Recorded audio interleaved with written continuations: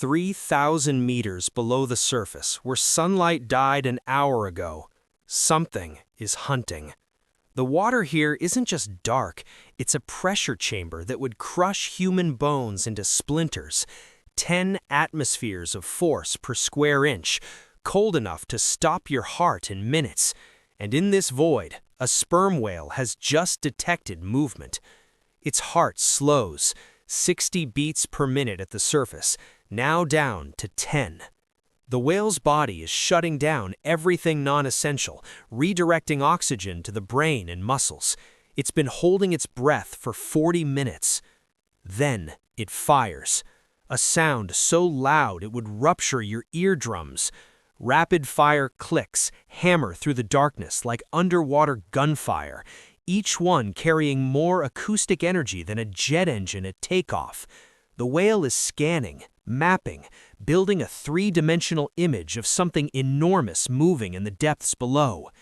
And then the echo comes back.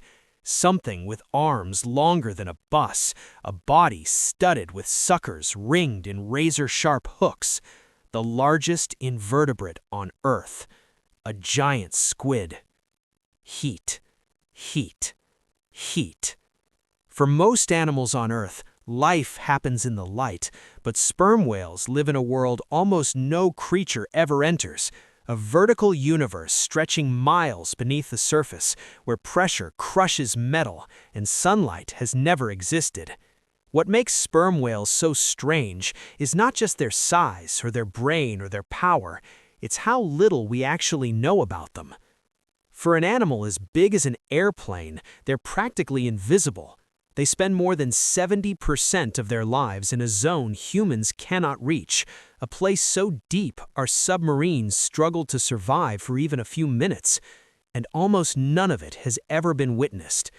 We study lions, tigers, sharks because we can see them, but sperm whales, we study shadows, echoes, scars. They are the closest thing Earth has to real sea monsters. Not in the sense of being terrifying, but in the sense of being unknown. Even their daily routines are a mystery. We still don't know how they choose when to dive, or how long they truly sleep, or how they navigate oceans the size of continents.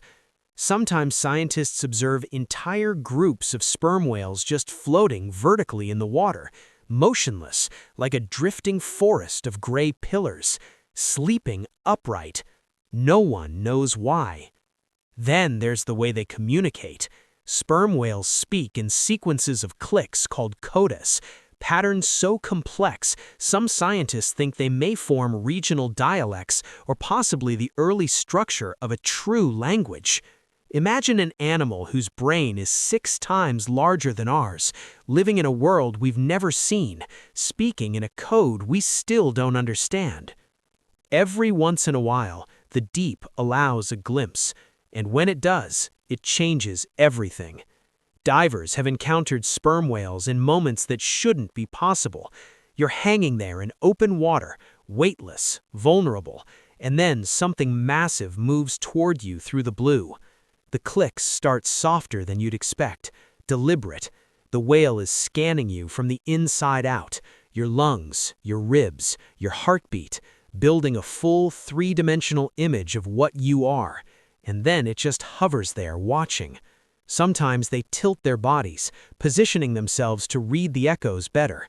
Sometimes they circle slowly, clicking in patterns that sound almost conversational, and in rare moments, moments that leave people shaking, they respond. These aren't coincidences, these are interactions. Because here's what breaks you. These animals have brains 6 times larger than ours. They possess the same neural structures linked to compassion, love, and language in humans, and they've had them for 15 million years longer than we have. They might be speaking one of the most sophisticated languages on Earth, and despite everything we've done to them, the centuries of slaughter, the near extinction, when we enter their world defenseless and curious, they don't flee, they don't attack. They turn around, they try to understand us. Giants with the power to kill, choosing instead to communicate, to connect. We hunted them to the edge of extinction, and still, They let us close enough to realize we're in the presence of an intelligence we've barely begun to comprehend, a mind reaching out to meet ours. For centuries, humans only knew sperm whales from the surface, and everything about them felt wrong. Sailors in the 1700s called them sea devils, leviathans. Some thought they were the kraken itself, the monster from the stories, rising from the abyss to drag ships into the deep. Because when you're standing on the deck of a wooden vessel in the middle of the Atlantic and a 15-meter-long head emerges from the fog, breathing out a plume of death that smells like death, you don't think mammal, you think nightmare. The sounds didn't help. Ships would pass through open ocean and hear it, loud, rhythmic knocking coming from below, like something massive hammering against the hull from underneath. Crews thought they were being stalked. Some believed it was spirits. Others thought the ship was breaking apart. It was sperm whales communicating. And then there were the scars. When whalers finally started killing these animals in numbers large enough to examine them closely, they found something that terrified them. Circular marks covering the whales' heads and bodies, some nearly a foot across, ringed with smaller cuts like teeth marks, suction cup scars.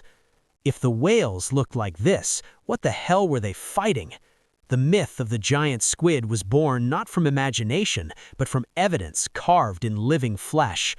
But the fear became real in 1820. The whaling ship Essex was rammed by a sperm whale in the middle of the Pacific, not accidentally, deliberately. The whale struck the ship twice, stove in the hull, and sank it. The crew spent months adrift in lifeboats. Some resorted to cannibalism to survive. The survivors told stories of a whale that seemed aware, angry, vengeful. Herman Melville heard those stories, and 30 years later he wrote Moby Dick. The white whale wasn't fiction, it was fear given a name. Fear of something massive and powerful that lived in a world we couldn't enter, but that could reach up and destroy us anyway. In the 1700s, sperm whales became the most valuable animals on Earth, not because of what they were, because of what they carried. Inside that massive head, packed into the spermaceti organ, was oil, clear, odorless, and unlike anything else in nature. It didn't smoke when it burned. It didn't freeze in winter. It lubricated machinery better than anything humans had ever discovered. And it lit lamps brighter and cleaner than any other fuel. Spermaceti oil powered the Industrial Revolution. It lit entire cities. It kept factory machines running. It was liquid gold. And so the hunt began. Whaling ships left ports in New England, traveling across entire oceans for months, sometimes years at a time. Crews scanning the horizon every day, looking for that telltale blow. The moment they spotted one, the chase started. Small boats launched, harpoons ready, rowing towards animals the size of buses. Whales thrashing in agony, the ocean turning red, their blows turning from breath to blood spray. And the sounds they made, low, mournful calls that carried for miles underwater, panic sounds, distress calls to the rest of the pod. Other whales heard them, and they learned.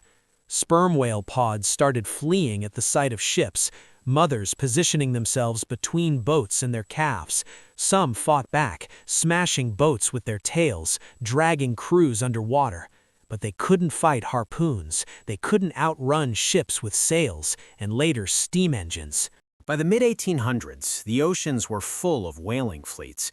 American ships, British, Dutch, Japanese, all hunting the same animal, driving populations toward collapse.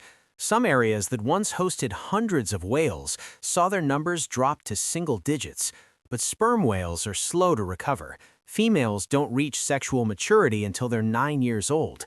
Pregnancies last 15 months, a single calf every 5 to 7 years. You can't sustain a population that reproduces that slowly when you're killing thousands annually. By the early 1900s, sperm whale populations had crashed. Some estimates suggest we killed over 1 million of them, maybe more. Entire regional populations were wiped out. Genetic diversity collapsed. And then, finally, in 1986, the global whaling moratorium took effect. Too late for many, but just in time for some. Sperm whale numbers have slowly recovered, not to what they were, nothing close, but enough that they're no longer on the immediate edge of extinction. They survived, barely. We nearly erased them from the planet, but we never understood them. To understand who sperm whales really are, we have to go back to the deep. Here's the thing about diving 3,000 meters below the surface. The pressure at that depth is roughly 300 times what we experience at sea level, enough to crush a car into a cube, enough to implode a submarine if it's not built perfectly. And yet sperm whales do this dozens of times a day, holding their breath for over an hour, then casually swimming back to the surface like it's nothing. They shouldn't exist, but they do. And every part of their body is a solution to a problem that would kill anything else. Start with the head. That massive, square, 9-meter-long battering ram isn't just for show. It's a biological sonar cannon. Inside is an organ called the spermaceti, filled with up to a ton of waxy oil. Sound originates deep in the whale's nasal passages, travels through this oil, which focuses it like an acoustic lens, then fires forward in a directional beam. The result? Clicks registering at 230 decibels. For context, a jet engine at full throttle is 140 decibels. We're talking about sound energy thousands of times more intense, loud enough that divers have reported feeling the clicks pass through their chest like a physical punch. Now look at the body. Sperm whales don't just hold their breath, they actively collapse their lungs during descent. This prevents nitrogen from dissolving into their blood, the same process that gives human divers the bends. Their ribs are flexible, bending inward under pressure instead of snapping. Their blood carries hemoglobin concentrations far higher than ours, binding oxygen more efficiently. And their muscles packed with myoglobin, a protein that stores oxygen directly in tissue, so much of it that their flesh is almost black. When the whale dives, it's not just relying on the air in its lungs, it's running on oxygen stored in every fiber of muscle in its body. The heart itself is a masterpiece of biological engineering. At the surface, 60 beats per minute. During a dive, it drops to 10. The whale is essentially putting itself into a controlled state of near shutdown, redirecting blood only to the brain and critical muscles. Everything else goes dormant. And then there's the brain, 6 times larger than ours, the largest brain on Earth. Not necessarily the smartest, intelligence doesn't scale linearly with size, but structured in ways we're only beginning to understand. Massive regions devoted to processing sound,